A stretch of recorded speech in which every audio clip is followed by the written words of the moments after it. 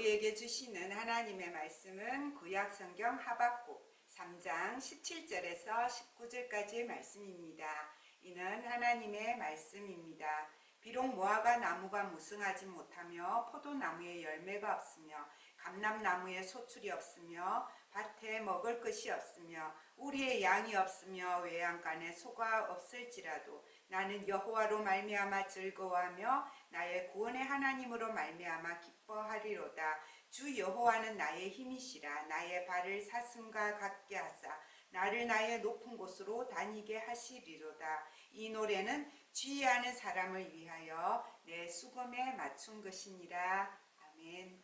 오늘은 우리 교회에서 추수감사주일로 지킵니다. 그래서 우리 디모데 소년부 친구들은 학년별 특성도 준비하고요. 선생님들도 감사송으로 퍼포먼스 특성을 준비하고요. 또 우리 친구들, 점프 친구들과 함께 다른 때보다 더 많은 찬양으로 하나님께 예배를 드리게 되어서 감사의 주일로 지킵니다. 오늘 우리가 만날 하나님의 사람은 하박국 선지자요. 감사의 선지자라고 이름을 붙인 하박국 선지자입니다.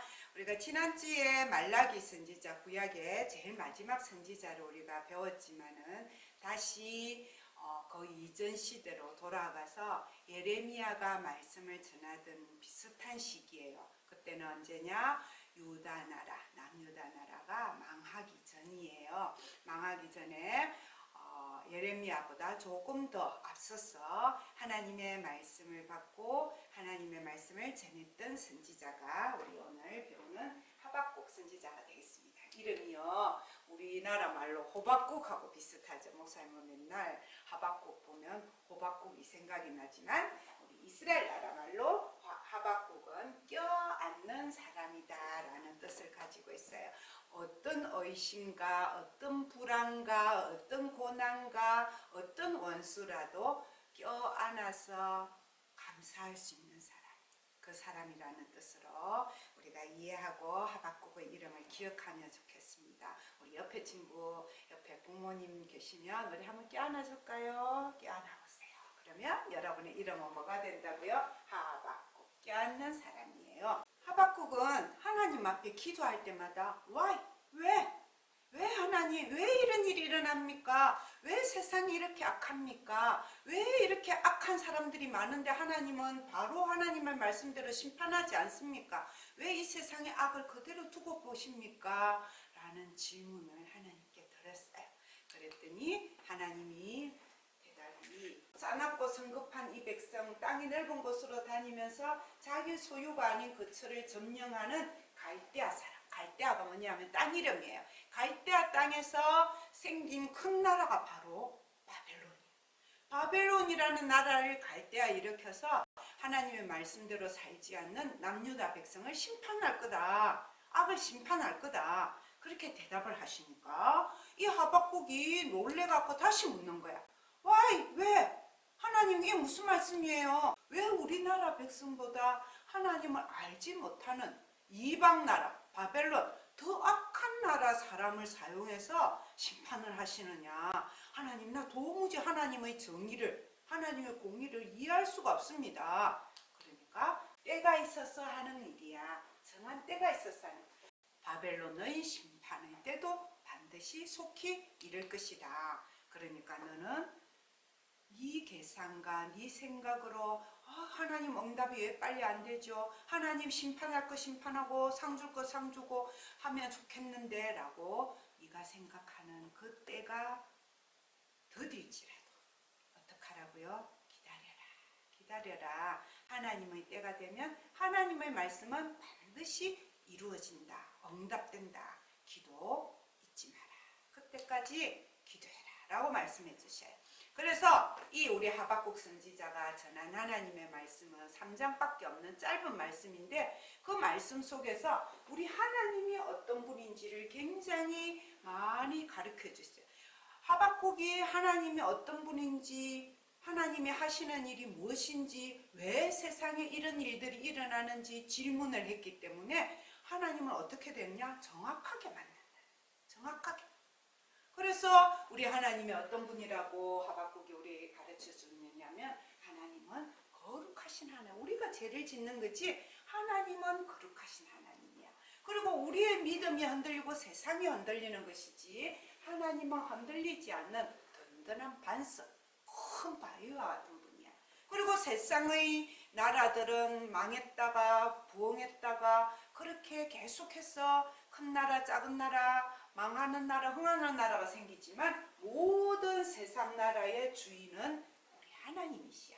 우리가 기도할 때 금방 이루어지지 않는 것처럼 보일지라도 하나님을 믿고 끝까지 기도하면 그 기도에 응답하시는 분이 누구예요? 하나님이에요.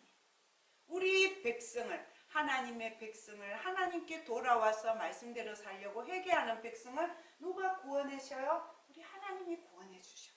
그리고 우리 인간의 모든 역사를 주관하시는 분은 하나님이다라는 것을 우리 하박국이 깨닫고 우리에게 말씀으로 가르쳐 주고 있어요. 그래서 우리 친구들에게 우리 하박국이 가르쳐 주는 말씀, 진짜 중요한 말씀이 하나 있는데, 의인은 믿음으로 말미암아 살리라. 의인은 뭐예요? 하나님이 구원하시는, 하나님이 기뻐하시는 의로운 사람, 하나님의 백성. 그런 사람은 뭘로 살아가는 사람이다? 믿음으로 살아가는 사람이다. 우리 신약의 바울이 이 말씀 가지고 복음을 전했잖아. 로마서, 갈라디아서도 나와요. 오직 의인은 믿음으로 말미암아 살 것이다. 그리고 우리가 지난주 종교개혁줄에 잠깐 들었던 루터와 칼빈과 같은 종교개혁자도 바로 이 말씀을 붙잡았잖아. 오직 믿음으로 구원을 받는 것. 그 말씀을 우리 친구들도 붙잡아야 돼. 한 번 더 읽어볼게요. 의인은 믿음으로 말미암아 살 것이다. 그래서 이 하나님의 말씀을 의심과 질문과 왜라는 그런 기도 속에서 하나님을 분명히 만났기 때문에 이 하박국이 살던 시대는 전쟁이 다가오고 나라가 망하고 이렇게 어두운 세상 현실 속에서 하박국이 살았지만 이 하박국은 하나님께 손들고 감사하며 살기로 결단하는 거예요. 그 감사의 찬양이 오늘 읽었던 하박국 3장 17절 말씀입니다. 비록 뭐예요? 세상이 어떻든지, 눈앞에 보이는 현실이 어떻든지, 안 믿는 사람이 어떻게 살아가든지, 내가 살아가는 현실이 지금 당장 다 이루어지지 않았더라도 그럼에도 불구하고 비록 무화과 나무가 무성하지 못하고 포도나무에 열매가 없고 감람나무에 소출이 없고 이 세 개의 나무는 이스라엘 나라의 대표적인 나무, 이 나무에 저런 게 없다는 거는 아무것도 없다는 거야. 그리고 밭에도 먹을 채소가 없고 집에서 키우는 가축 우리의 양도 없고 소도 없을지라도 아무것도 없는 가난하고 힘들고 어려운 상황 속에 있을지라도 나는 기뻐하고 즐거워하고 찬양의 예배로 감사의 예배로 하나님께 나갑니다. 누구 때문에? 여호와 우리 하나님으로 말미암아 즐거워하고 나를 구원해 주시는 우리 하나님으로 인해서 기뻐하리라. 난 여호와로 즐거워하리. 난 여호와로 즐거워하리. 날 구원하신 주 감사. 그래도 감사. 그렇지만 감사. 우리 오늘 덕송했던 모든 감사의 찬양이 바로 오늘 우리 하박국 선지자가 우리에게 전해주는 감사의 찬양이고 감사의 예배입니다. 이 감사의 찬양을 드린 하박국은 하나님 앞에 기도합니다. 하나님이 약속하신 이 구원의 날, 이 날 기쁨의 날, 이것을 수년 내에 이루어 주시고 이 땅이 부흥하게 해주세요. 목사님도 이 기도로 우리 친구들과 함께 기도하기를 원해요. 우리 친구들 이 자리, 예배의 자리가 부흥하게 해주세요. 더 많은 사람이 감사의 찬양으로 모이는 우리 예배가 되게 하시고 우리 한국교회 되게 하시고 우리나라 되게 해주세요. 힘들고 어려운 일이 슬픈 일을 경험할지라도 감사하고 기뻐하는 사람들의 삶에 하나님이 복을 주십시오 라고 기도합니다. 말씀을 마치면서 우리 친구들이 지금 읽고 있을 우리 복음의 빛이 된 사람들에서 오늘 하박국처럼 감사와 찬양으로 힘들고 어려워도 감사의 찬양으로 하나님께 살아갔던 오직 의인은 믿음으로 살리라 라는 그 믿음의 사람들 중에 두 사람을 소개하면 환히